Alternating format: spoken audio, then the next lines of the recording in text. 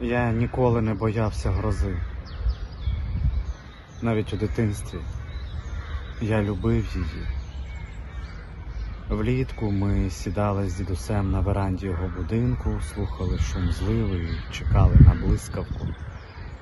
А він вчив мене визначати, чи далеко спалахнуло. І раз, і два, і три. Так він рахував, поки не бахав грім. Чим голосніше, тим краще. І 10, і 20 років минуло.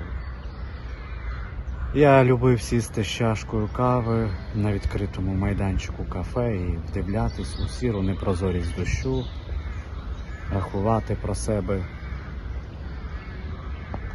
І раз, і два, і три, чекаючи на гуркіт, вдихаючи свіжість і щастя.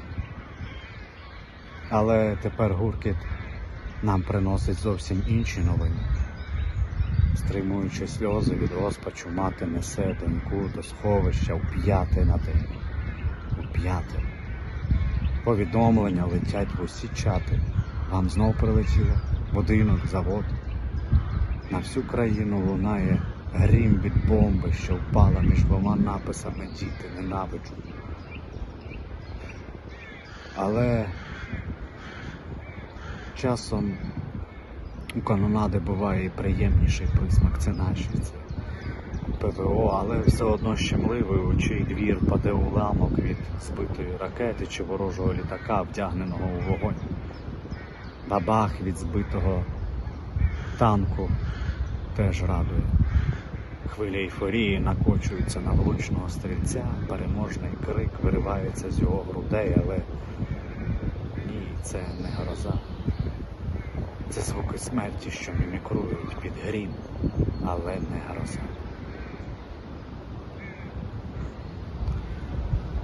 Чи я навчуся відрізняти гуркіт війни від гуркоту грому, коли країну залє зливами?